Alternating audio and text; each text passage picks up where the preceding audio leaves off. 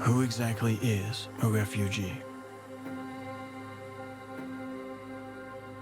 Refugees are people who are forced to flee from their country because of persecution.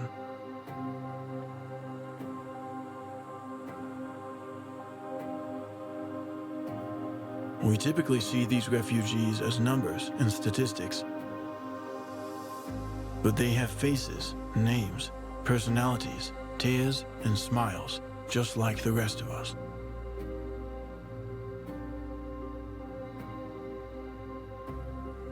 They're men, women, and children. Fathers, mothers, sons and daughters, each with a difficult past, a complex present, and hopefully a bright future.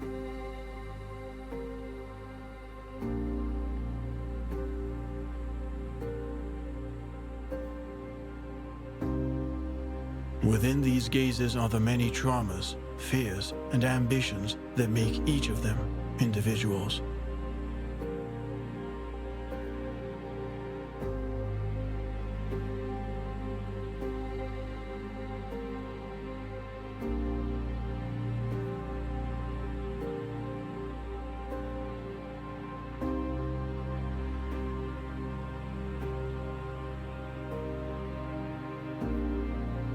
These are their faces. These are their eyes.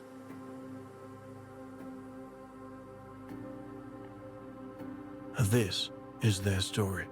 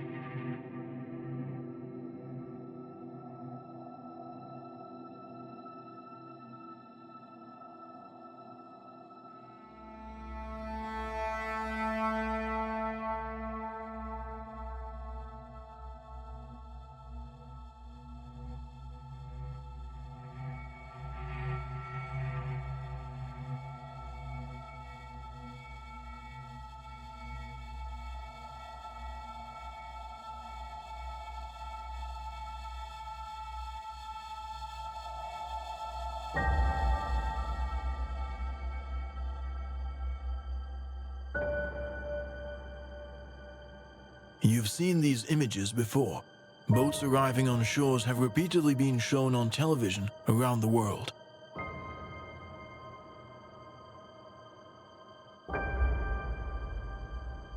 Refugees are people who flee their country of origin for various reasons, from wars, persecution, and conflicts.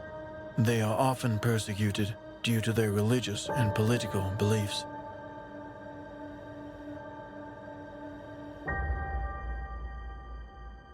The majority of these people have left many things behind: their homes, their families and friends, their jobs, and their land.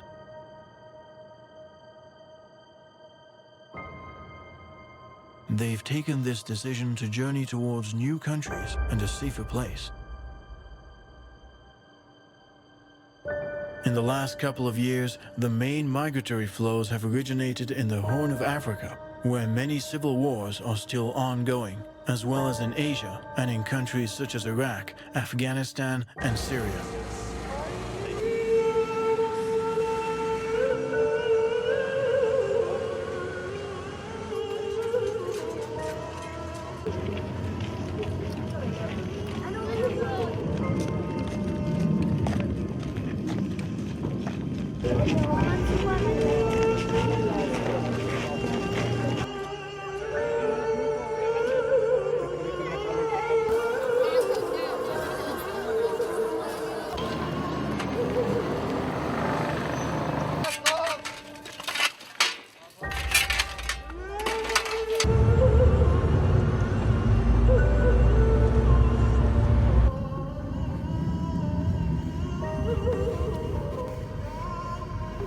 Go ahead. The Syrian civil war began in March 2011 during the Arab Spring, a series of anti-government uprisings in the Middle East and the north of Africa. The Syrian people were protesting to try and force the president at the time, Bashar al-Assad, to resign. A massive protest that took place in the city of Dara and the violent repressions that followed are believed to have been the last straw for the Syrian people. From that day, the uprising spread to the whole country, Damascus, Homs, and Aleppo. For the following months, these protests occurred every Friday, often ending in bloodshed. Meanwhile, many people within the military and the police force began joining the rebels. This led to the formation of the Free Syrian Army, or FSA, on the 29th of July, 2011. In 2012, the FSA led a powerful attack on Assad's regime in the city of Homs. In the same period, jihadist militias began fighting the government, and in January 2012, Al-Qaeda, together with the Al-Nusra Front, announced their entry in Syria. Al-Qaeda's reason for going to war was different to that of the FSA. As a Sunni Muslim group, the FSA saw the Syrian crisis as a chance to overthrow the government of Assad, an Alawite. They could then establish an Islamic State based on the Sharia. As a reaction to the advancement of the rebels, the government's militia massacred more and more civilians. In the Hula village massacre, 108 people were killed in cold blood. About 50 of them were children. Two major battles of the Syrian conflict took place in 2012. The Battle of Damascus and the Battle of Aleppo, which would go on for 4 years, causing over 31,000 deaths. In the first months of 2013, the conflict became more regional as the political group Hezbollah, supported by Iran, joined the war on Assad's side. At the same time, ISIS entered Syria from Iraq, led by Abu Bakr al-Baghdadi. He too wished to use this opportunity to promote jihad and rebuild the caliphate. On the 21st of August 2013, in the Ghouta district, 1,400 people were victims of a chemical attack. Among the many casualties were members of the government's militia, civilians, and mostly rebels. In 2014, ISIS declared the Islamic State and led an attack on the city of Kobane, which at the time was occupied by Kurdish militia of the YPG. A few months later, the Kurds were able to get it back. In August 2014, the United States, France, the UK, and other Western states carried out an international military intervention against the Islamic State. They dropped bombs in the north of the country on several ISIS targets. In 2017, with the battles of Raqqa and Deir el-Zor, the government put an end to the lands of the caliphate by conquering its most important strongholds. ISIS was virtually defeated. But in the first few months of 2018, the government turned to fighting the rebels again. Amidst this chaos, political instability, and violence, millions of people keep searching for a safe haven in neighboring countries like Turkey, Jordan, and Lebanon.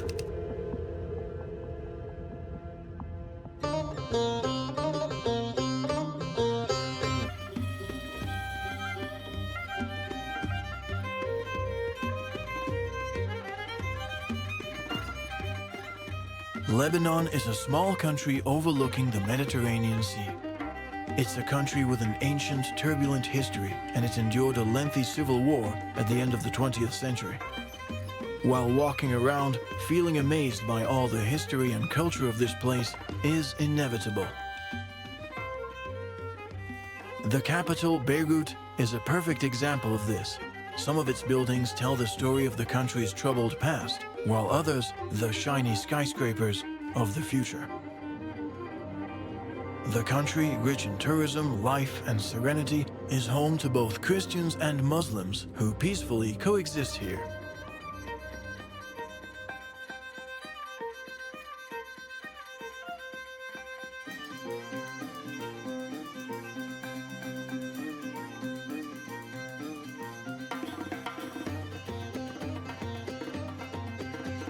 Walking around in this peaceful atmosphere can feel strange.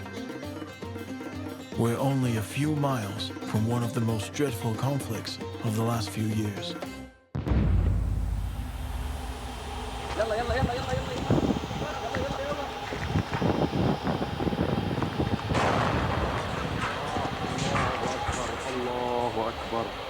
Allahu Akbar.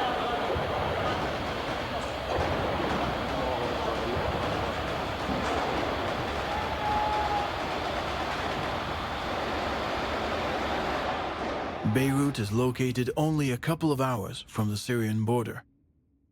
The civil war in Syria has forced around 7 million people to flee elsewhere, many of them here in Lebanon. Lebanon has a population of about 6 million, and as of 2020, around 1.5 million of these are refugees. At least, those are the ones we know of. As a result of governmental policy prohibiting formal refugee camps, most of the Syrian refugees live in cities and villages. The remaining fraction live in temporary settlements throughout the country. The registration of Syrian refugees by UNHCR in Lebanon was suspended by the government in 2015. Admission to Lebanon is currently restricted to those who can provide valid identity documents and proof that their stay in Lebanon fits into one of the approved reasons for entry. Lebanon is the country with the highest number of refugees per citizen in the world. These refugees are located all over the country in temporary, informal settlements.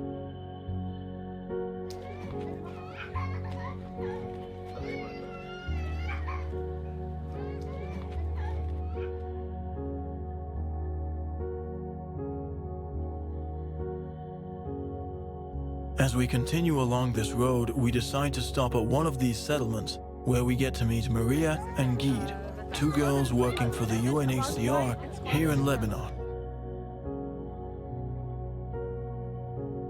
While walking around the tents, we begin to reflect on the desperation that could have led these people to run from their home and come and live in such difficult conditions. We tend to assume that finding shelter means finding a safe, peaceful place. But this isn't always the case. Finding shelter is only the first step towards a new life. Just imagine, it's nighttime, and while you're sleeping in bed, you are suddenly awoken by the sound of an explosion. It's a bombing, and in a split second you must make a decision, staying and dying, or running away to try and survive.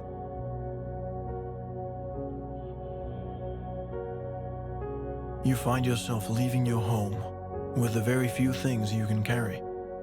You walk for days and days. You're trying to reach the closest border, knowing you may not reach it and may not be able to cross it.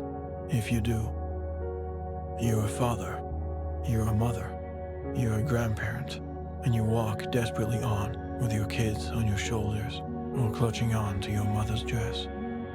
And while you walk, in the pitch black night, towards a border you hope you can cross, all you think about is everything you've left behind, everything you might never see again. And you keep asking yourself, why me? Why is there a war that forces me to flee?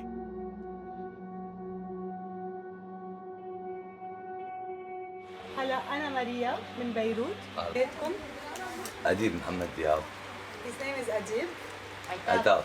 عتاب. Adib and Etab are two young Syrians who invite us to their home. Their story is like that of many other Syrian families.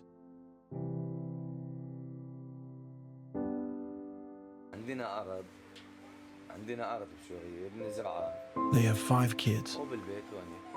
They come from Homs, the city they left 7 years ago.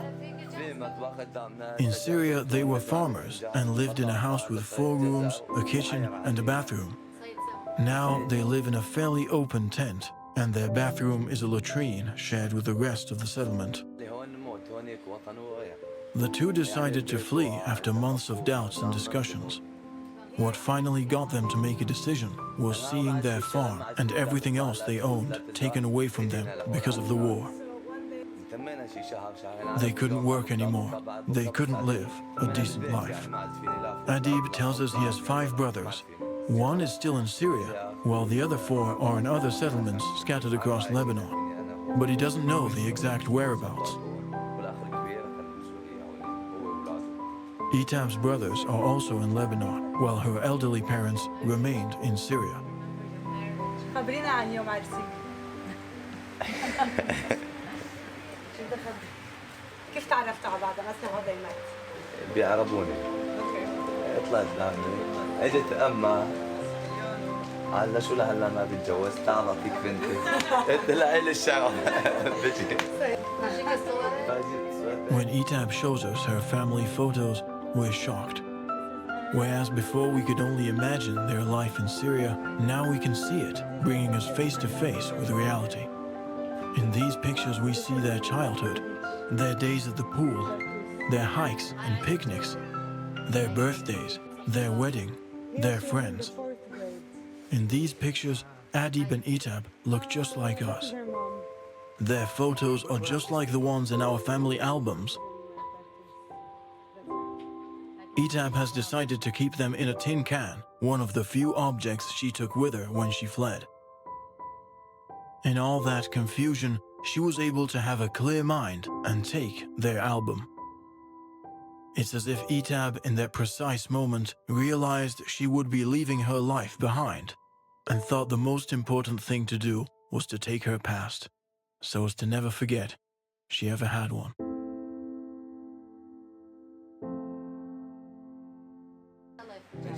Adib tells us he'd like to return to Syria as soon as it gets safer. Inshallah, he says, God willing.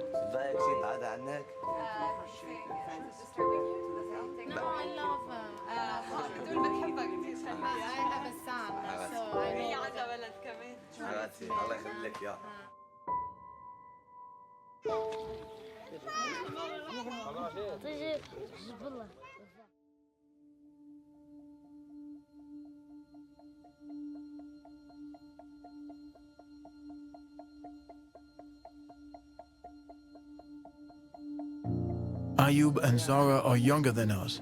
He's 24 and she's 22, and they fled from Syria when they were 18 and 16. Their kids were born in this settlement. Like many other parents, they too fear for their safety.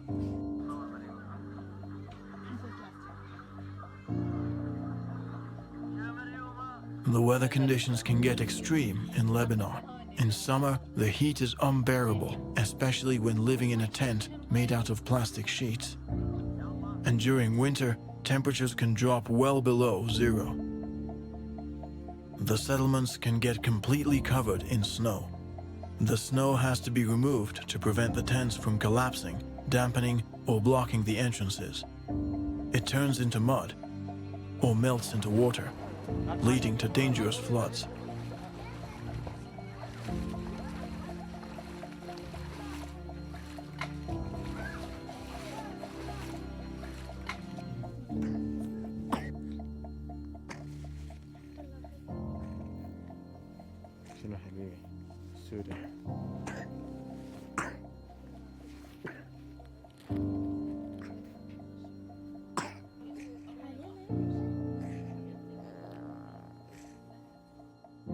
We listen in awe to these people who somehow don't seem so scared.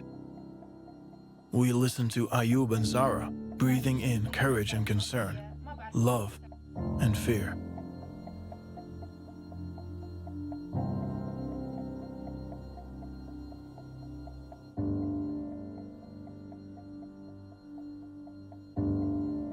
For now, their new home is here, a series of tents in the mountains.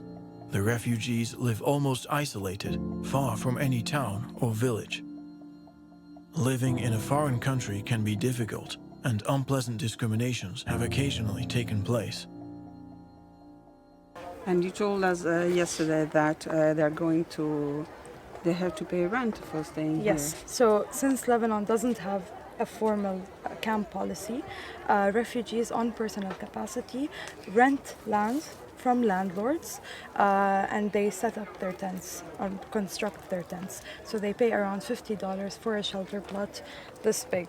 This one? Yes, this is out of their monthly The expenses. refugees in this settlement have to pay rent.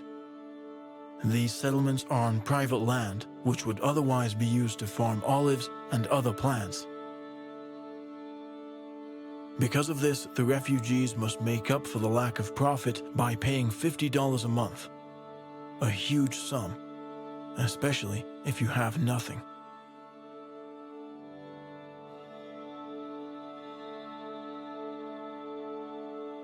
Walking around the place, everything feels absurd, and yet incredibly real. The tents, the plastic sheets, the heat, the land, we can feel them as they can. These people who used to have a roof over their heads, who now pay $50 a month for a tent. They could be us, their children could be ours. One of them even looks like one of ours. And noticing this sends a shiver down our spines.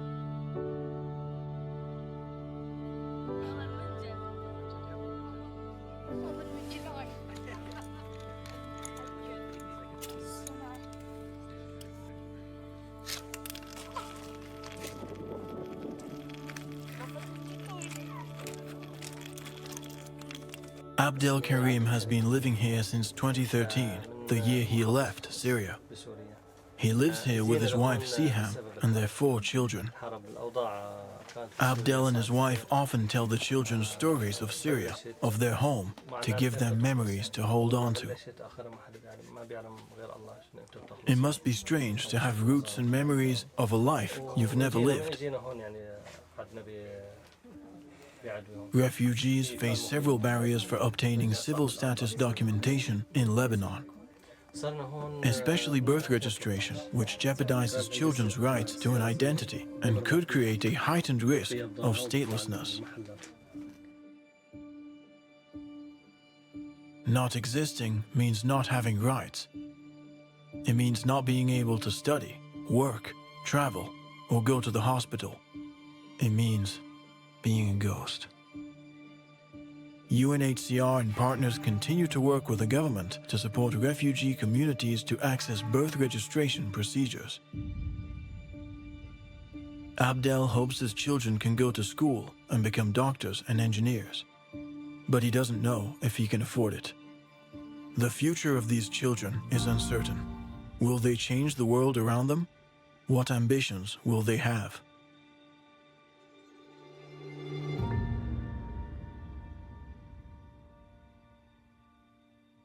Some of them dream of becoming footballers. Their match is as intense as the World Cup finals, but today there are no winners or losers, and the match finishes with a draw, a handshake, and no penalties.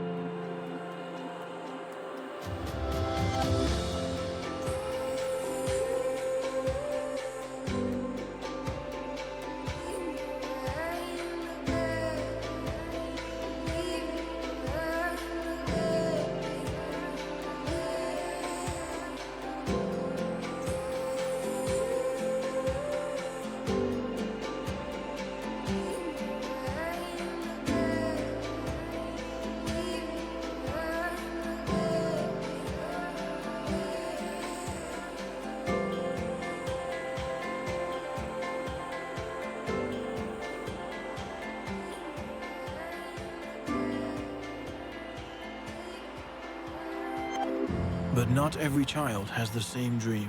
At the age of 16, some of them have different priorities. هلا هذول كلهم يعني أمنت عليهم وجوزتهم وراحوا بس هذا لسه عندي.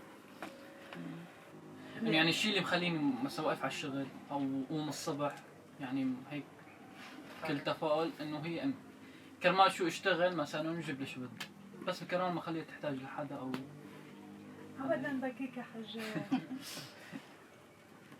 صدقت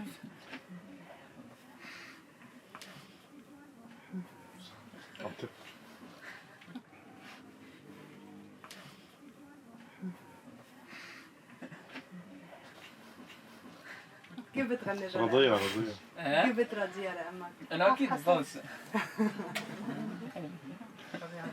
ليه عم تبكي يا حجة؟ ما بدنا نبكيك، بدنا نضحكك معنا اليوم. I'm telling her we don't want her to cry.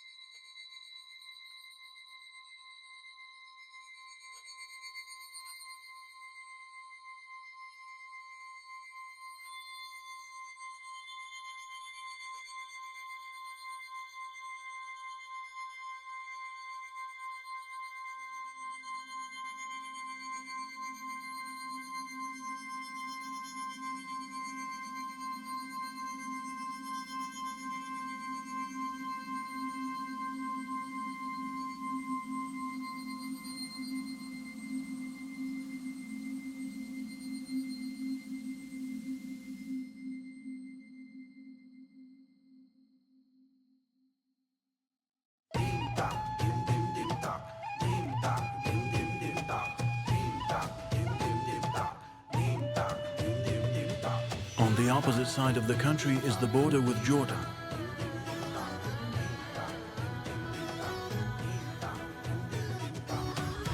With Amman, Petra, Jerash, the Wadi Rum, the Red Sea and the Dead Sea, Jordan is becoming one of the main tourist destinations of the Middle East. Located in the Fertile Crescent, Jordan is a country of desert landscapes and vast highlands. In this land rich in culture and tradition, natural and man-made wonders are found throughout the country. It's a land with many faces and 10,000 years of history. A land of mosques, incredible landscapes, archaeological sites, and breathtaking sunsets. It's visited each year by millions of tourists, but what most of these people don't know is that every year the country also hosts hundreds of thousands of refugees. In the capital of Jordan, Amman, we find the Nuza Community Support Center. Founded in 2013, its main purpose is to include refugees in the local communities via several activities.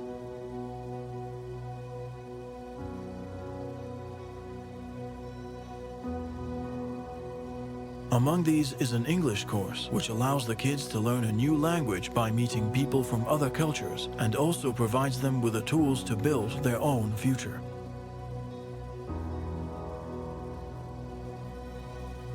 In the center, we meet Lily, a UNHCR worker who's been in Jordan for about a year, as well as Haj, a man from Sudan, and Amitab, a Christian voluntary worker with Iraqi origins. Haj and Amitab are refugees who've had to leave their homes due to political instability in the region.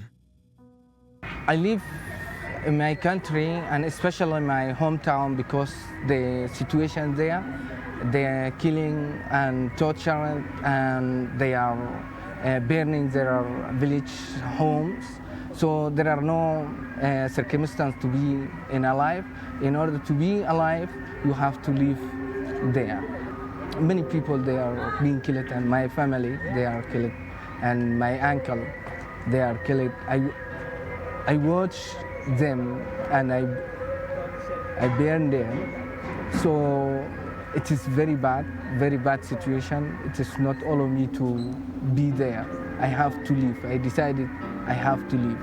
I attacked more than 3 times by the militias in Sudan, in my home, in the, sometime in the midnight and sometime in the day, in front of many people. There are no one could ask them. There are no one there are no justice, there are no, security there. So I decided to leave. I received a call from one part from UNHCR to enjoy this big community support center for all multinationality. Like we have six nationality in this building. CSE from Somalia, Sudan, Yemenis, Iraqi, Syria, also the Jordanian people. This is the big chance for me. How you working for all different culture. I feel the sense of responsibility to be a volunteer for some issues to help the refugee, whether it is Sudanese or the other refugees. So I feel my ability to be a volunteer, my ability to work with my brothers. So why I'm decided to volunteer. And first time, as I mentioned, it was very hard to me to working with these refugees. But as refugees, I know these people, how you feeling. That's why we are like a connecting between like a volunteer and UNHCR and Jord. So we are like a bridge between us. So we feel what the refugees is feeling. We're working as one team, as one family in this center. When I'm here, it is very pain for us because I need to be changed. I need to the story could be omitted and written again with the empty paper, with the good empty paper. Really, it is the stories of the refugee cannot end. There are many suffer about the story, and it is painful. My hopes, believe me, first of all, I want to all Arab countries, especially to have the war, to feel like and live in the peace. But for this situation, I think it's very hard. And I hope for me, to enjoy meeting my family, because it's long time to not see my family. It's like 14 years after that I'm not see my family. My family actually now in the United States, also they will have a citizenship. Only me now, it's not join my family because it's far away from me.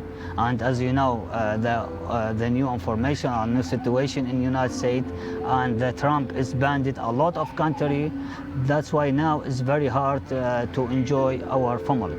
I spent 10 years in IDP's camp, internal IDP's camp, hope and praying for peace to come. But unfortunately, they are, the circumstances going from worse to worse. So I hope that is in coming future to bring peace, peacefully, and will be peace, and I will be back to my home. I will not feel a cold in a warm in elsewhere. My home could be a best place to be alive already. Yeah, of course we miss our country because we have a lot of memories, but after the war, believe me, you have a lot of bad memories. That's why I don't like to back to this place especially, because if you lost a lot of friends and uncles and someone you know it and love him after the war and kill him by militia or kill him by war, it's very hard to back and remember all the bad memories, because we has a lot of problem in our country, Iraq. As you mentioned now, it's very bad or very hard to me to back again, because I don't have anyone in Iraq. I hope to find one good country to accept me as a human.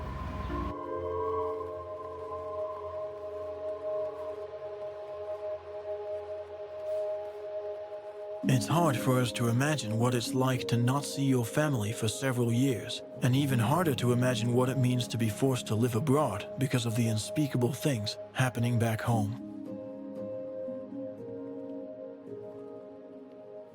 What strikes us the most is the willpower that pushes them to help others despite having lost all they once had themselves.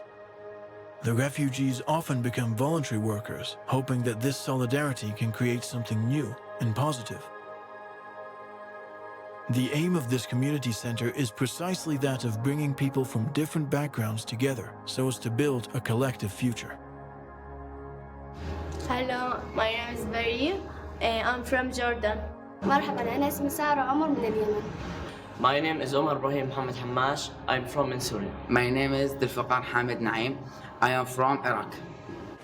Tarel Fakara studies here in the community center. His family fled from Iraq in 2006, and he now lives in a house in Amman with his mother and sister.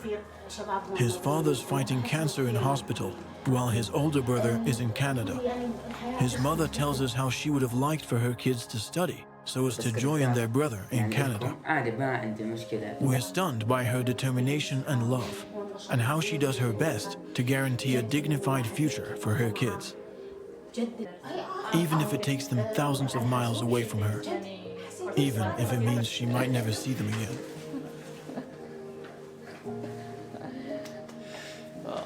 كان في كلامين انه في هيك شجعونا ان شاء الله بشوفكم مرة ثانية بس في مركز النصارى المرة الجاية صح؟ Thank you, thank you. والله فرحان. شكرا. حبيبتي حبيبتي ايش؟ Tarel Fakara is only one of the 634,000 refugees living in the center of Amman. The rest of the refugees live a few hundred miles away, in the middle of the desert.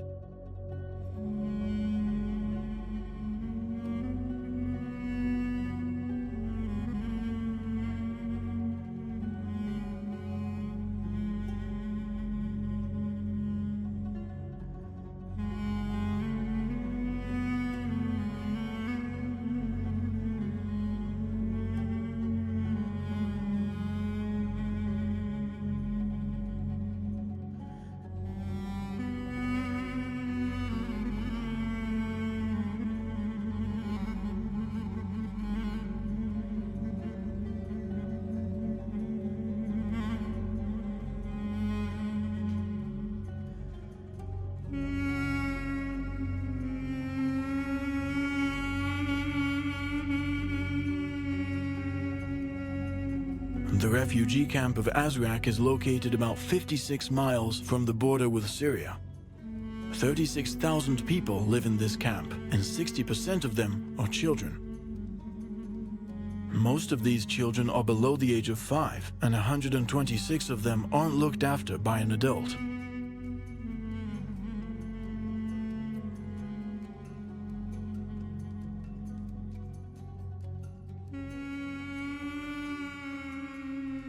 Here we are greeted by Hamza of the UNHCR. Entering Azraq is quite a shock. After a long drive in the desert, far from any town or city, we begin seeing a massive, infinite stretch of white tents.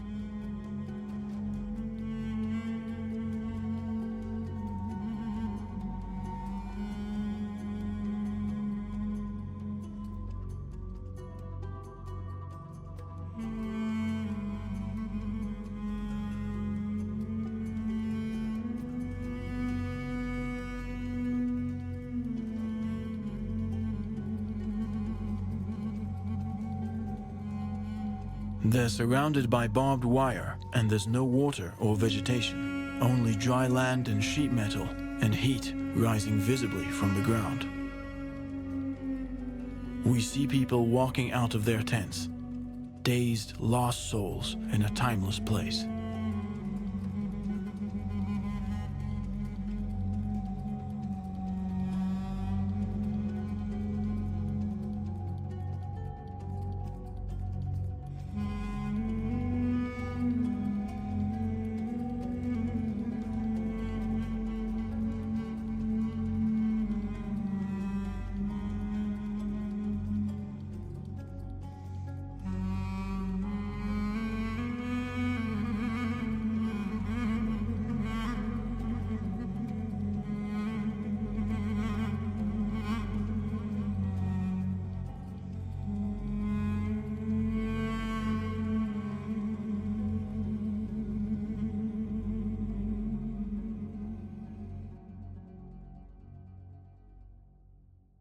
Azra camp, we thought about it when Zaatari camp has reached its maximum capacity.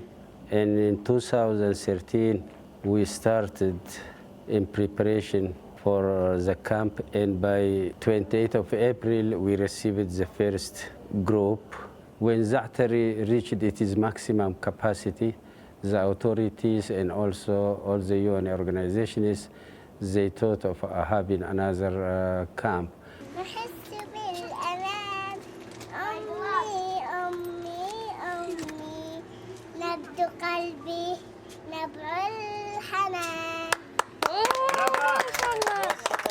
هسه عندك كثير هسه.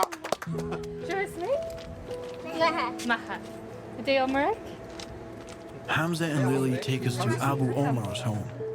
He welcomes us in his living room, where we meet his family. Fatima, his oldest daughter, was about 10 when they fled the country. She remembers everything, the confusion, the chaos, the speed at which it all happened. But despite the complex circumstances, it's better to live in peace in a container than in a beautiful home that may blow up any minute.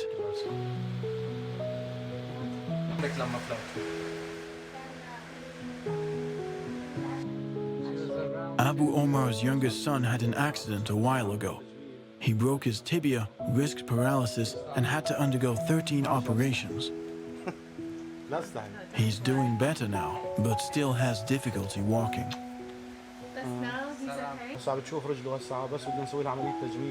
Perhaps what's most important in Azraq is that the children can study and build a future for themselves. The more we spend time with Syrian refugees, the more we realize how important education is for each family.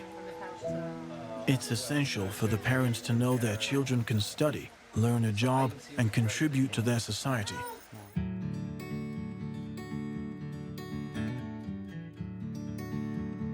The school here feels just like any school. Before the bell rings, the boys and girls play outside, throw their bags around, and help push the bus when it gets stuck. Azraq is the children's camp, as children make up for over half of its population. This becomes rather evident once we're in the school courtyard, making our way in a crowd of children. Many of these kids were born here and have never seen their country of origin. Others had to leave home at a very young age. Either way, almost none of them remember their life before the camp. Azraq is all they've known. They wake up in the morning in a white container. They walk along the dirt roads under the scorching sun and spend the morning in a colored container. There are loads of them, and for the first time since we're here, we sense hope and happiness. There's none of the horror of war in their eyes, the tragedy of losing everyone and everything. Life in Azraq is normal for them. It's their daily routine, and in their eyes is the eagerness, the hunger to play and have fun.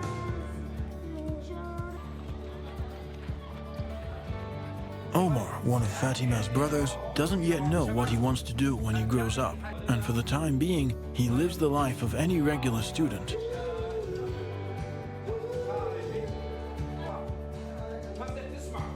The boys go to school in the morning, the girls in the afternoon.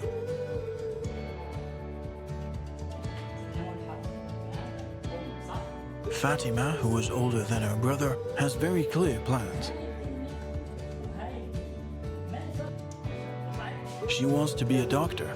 Her road is long and arduous, but her determination is strong.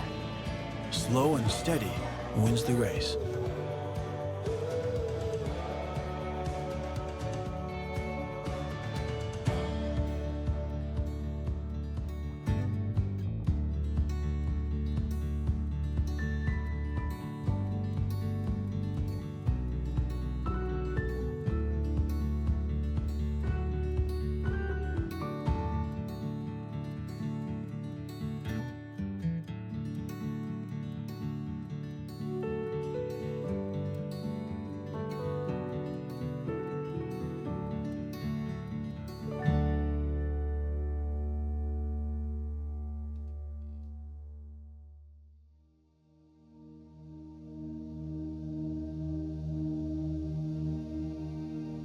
After spending a couple of days in Azraq, everything starts to feel normal.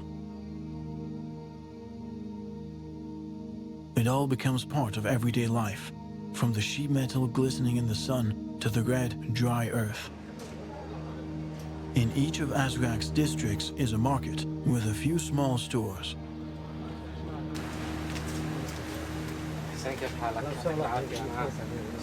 Khaled is a 35-year-old man who runs a small shop where he sells food, sweets, drinks, and other products.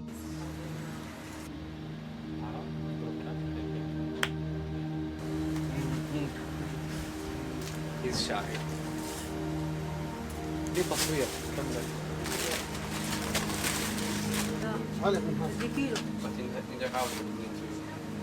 Khaled wakes up every morning to open up shop. He takes a break for lunch and comes home in the evening. He tries to keep things as similar as possible to how they were in Syria. Many others in the camp try to do the same.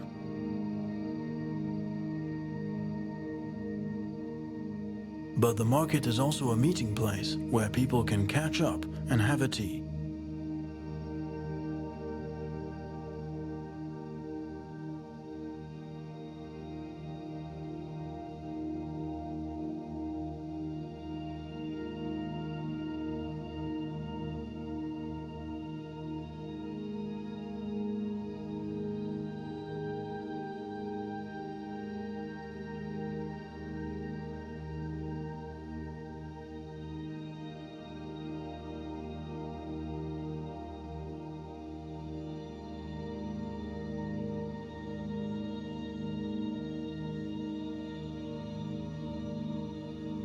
Long distances are covered by bikes, many of which have been donated by the city of Amsterdam.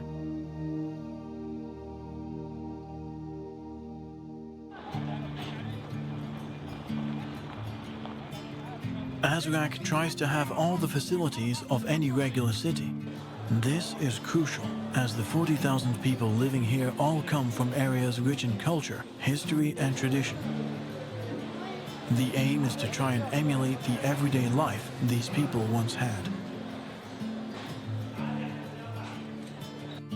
Azraq is temporary, but may have to keep existing for several decades.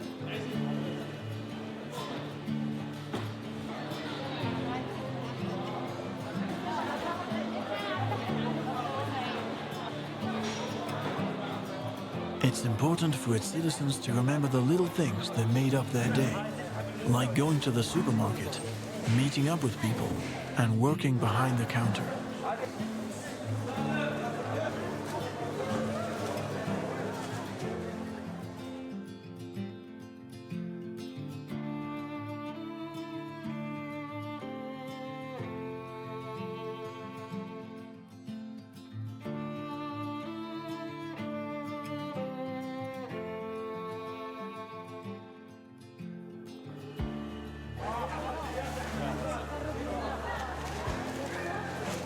It's important for them to know they can go to the doctor if they or their children get sick.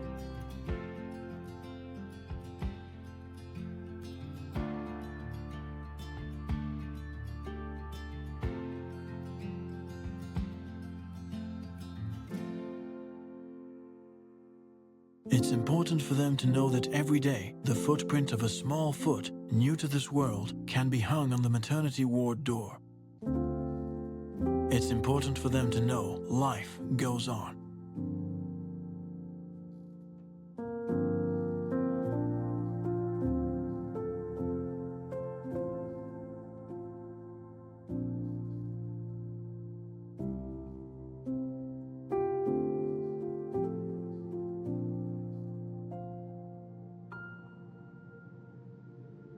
And like in any society, the passion for creative work mustn't fade.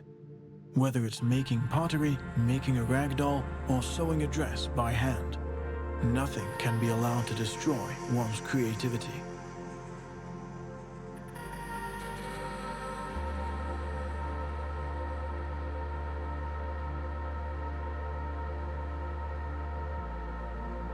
There's also a barber, so people can keep clean and tidy and look their best for festivities.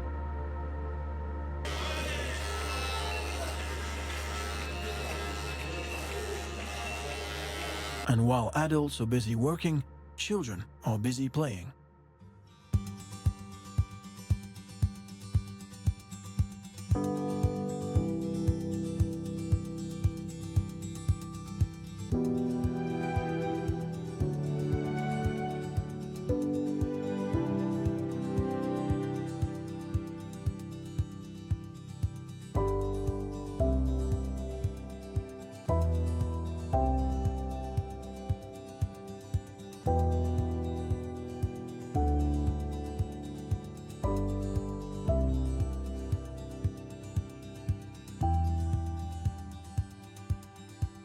But these social activities aren't just for children. Adults too have their group sessions where they can discuss global and personal issues. During this anger management session, we meet Fayyad, who invites us over for some tea.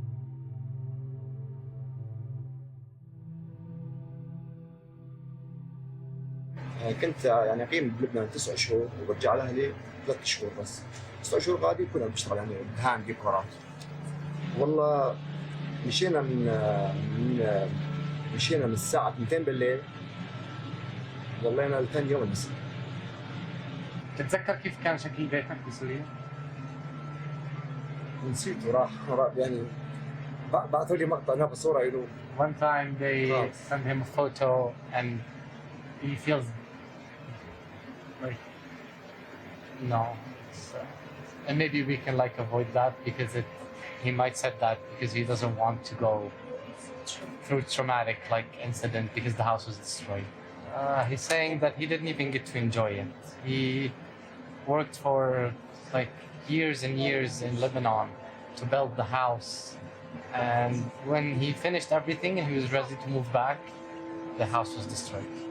عمركم فكرتوا بالعودة بأي شكل من الأشكال؟ بالنسبة لي لا، أنا رغم أن أمي وأبوي هناك يعني فتايرة وهرجع فيهم. Where will I go back? My house was destroyed. I have nowhere to live. I have no family.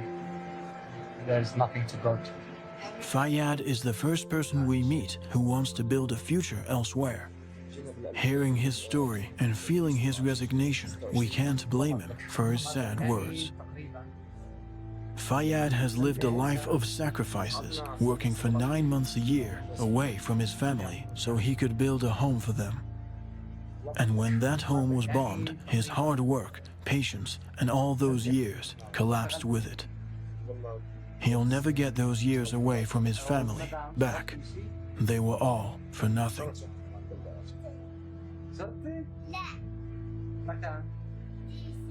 Fayyad is part of a broken generation, a generation whose future has been slipped out from under their feet. These people don't ask for much anymore, only to live in peace, away from the suffering and the tragedy of their past.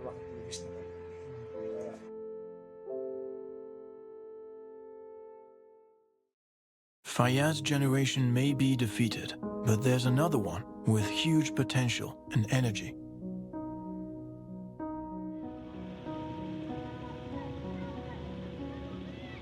It's the generation of Ryan and his sister Zainab. These two Taekwondo fighters train every day to improve their technique and become martial arts champions. Which is a local... Ryan tells us he recently earned his black belt right here in the camp.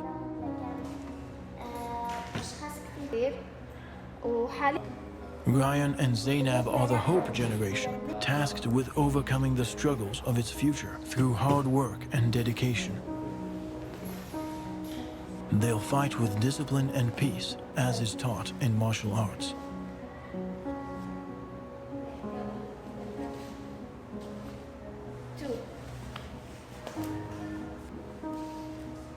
Because after 10 years of pain, loss, and suffering, Ryan and his generation are those who can finally win.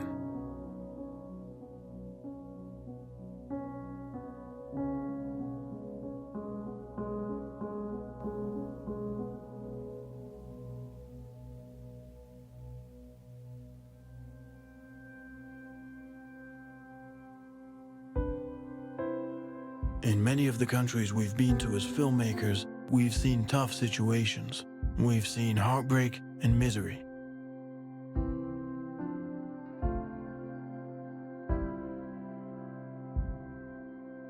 But this trip was different. This time, we didn't meet people who didn't have anything.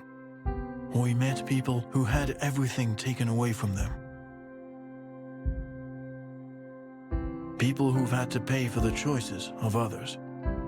And these choices in economic, political, and social matters were made by people who didn't stop to think that their actions would have an impact on the daily life of so many others.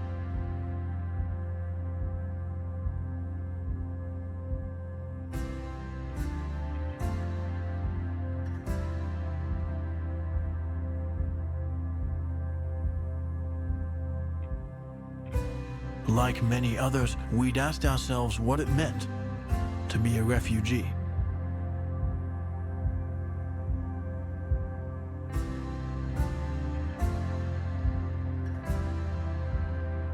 We'd asked ourselves how money from international donations was spent.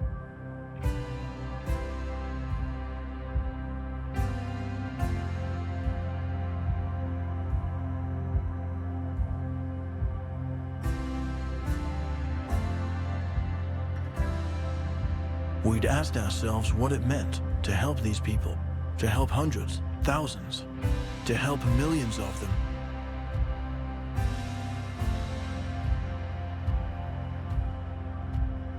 We'd asked ourselves if our help was needed, if it would make any difference.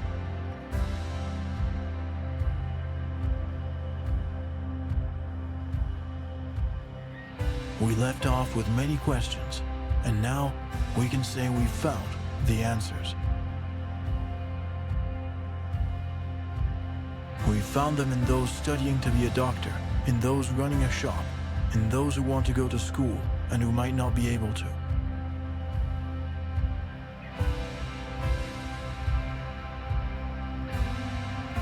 We found them in those who play football, who take care of their mother, who fear for their children, or look at old photographs with a touch of nostalgia.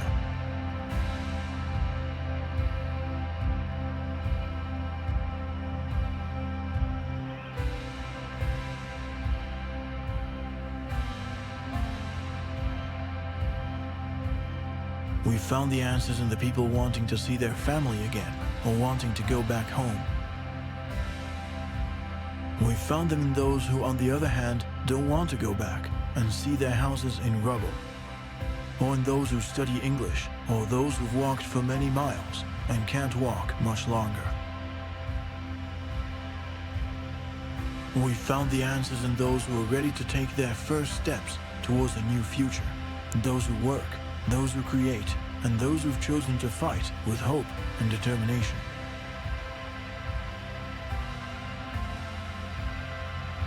We found the answers to all our questions by looking into the eyes of these people, the eyes of ourselves.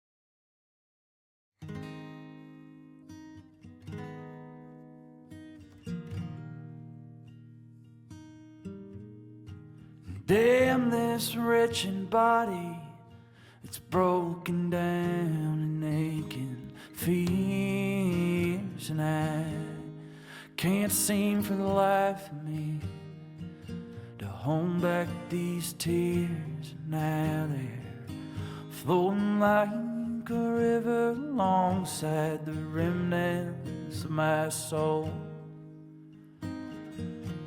I'm strung out in the heartland alone.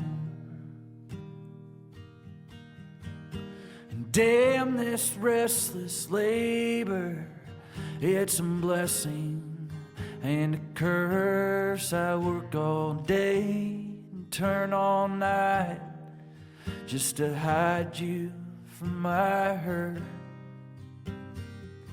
At the end of my road, I got nothing left to show.